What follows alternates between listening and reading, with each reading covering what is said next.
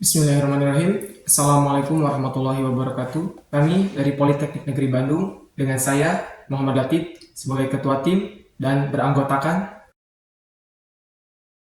akan mempresentasikan gagasan kami dalam Musabaqah Karya Tulis Ilmiah Al-Quran MTQ-MN 2023. 21,1 juta ton sampah diproduksi setiap harinya di Indonesia.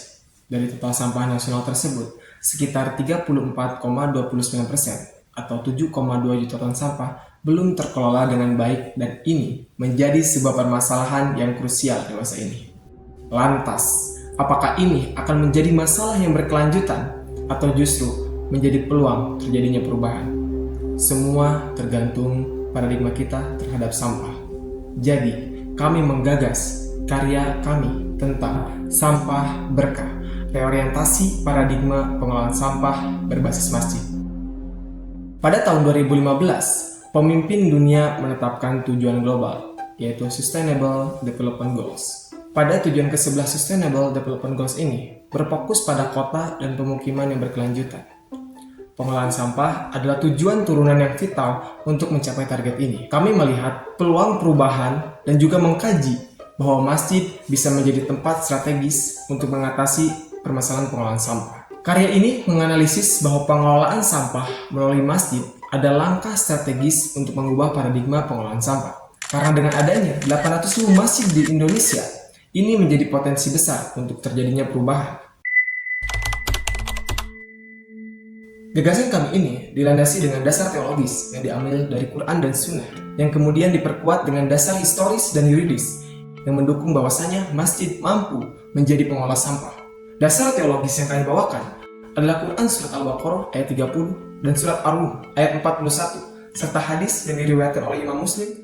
Kami juga membawakan Fatwa MUI nomor 41 tahun 2014. 4 landasan teologis ini cukup kuat menegaskan bahwa kita sebagai seorang khalifah memiliki tanggung jawab untuk melakukan pengelolaan sampah berbasis masjid. Secara historis, masjid di Indonesia memiliki potensi untuk pengelolaan sampah karena sejarah mencatat bahwa masjid telah lama digunakan dalam kegiatan sosial, agama, bahkan penyelesaian masalah.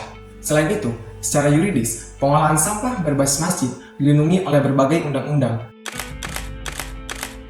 Lebih jauh, kami menggagas langkah strategis dalam reorientasi pengolahan sampah berbasis masjid yang dari hasil pikir kami berupa: yang pertama, pendidikan dan kesadaran lingkungan. Pendidikan dan kesadaran lingkungan dapat disampaikan melalui jamaah melalui berbagai media seperti kajian, majelis taklim, dan juga khutbah Jumat. Inovasi yang kami bawakan yaitu mencakup program unik, yaitu Impak Sampah, di mana jemaah dapat menyumbangkan sampah yang telah dipilah. Yang kedua, pengelolaan sampah terpadu. Kami memetakan masjid menjadi 3 peran utama dalam pengelolaan sampah, yaitu pengumpul, pemilah, dan pengolah sampah. Masjid pengumpul berfokus pada pengumpulan sampah dari jemaah dan mengirimkannya ke masjid pemilah. Di masjid pemilah, sampah dipisahkan menjadi beberapa kategori. Di masjid pengolah, sampah diolah menjadi barang ekonomis dan bermanfaat, sementara sisa sampah yang tidak bisa diolah dikirimkan ke TPAS. Yang ketiga, pengembangan kapasitas dan sumber daya.